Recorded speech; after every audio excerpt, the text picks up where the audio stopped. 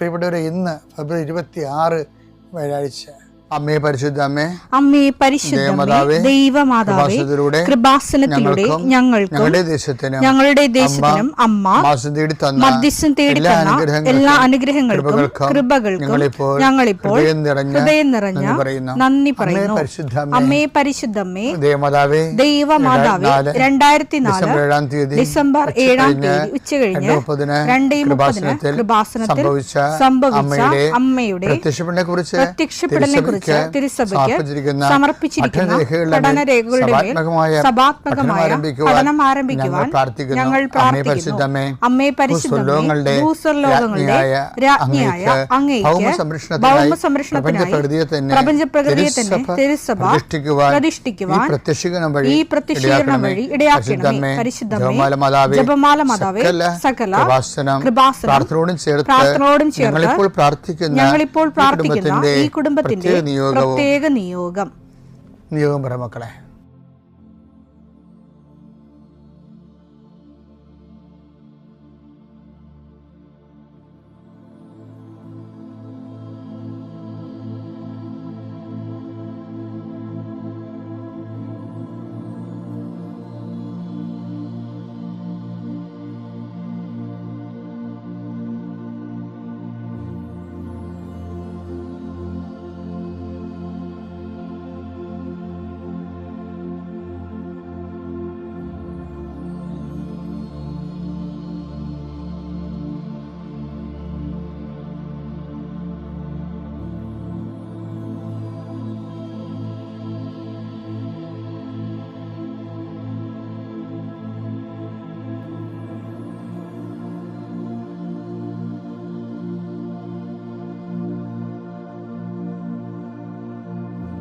അമ്മയുടെ പ്രത്യക്ഷീകരണത്തിന്റെ ഈ അനുഗ്രഹവേളയിൽ ഞങ്ങൾക്ക് സാധിച്ചു തരുവാൻ കനിയണമേ. ആമേൻ. വിശ്വാസ പ്രമാണം.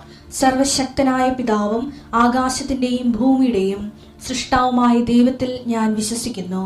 അവിടുത്തെ ഏകപുത്രനും ഞങ്ങളുടെ കർത്താവുമായ ഈശോമിശിഹായിലും ഞാൻ വിശ്വസിക്കുന്നു.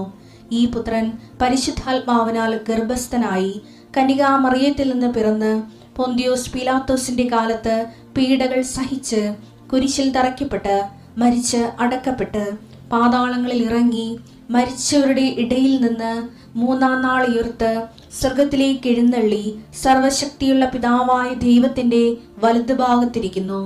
അവിടെ നിന്ന് ജീവിക്കുന്നവരെയും മരിച്ചവരെയും വിധിക്കുവാൻ വരുമെന്നും ഞാൻ വിശ്വസിക്കുന്നു.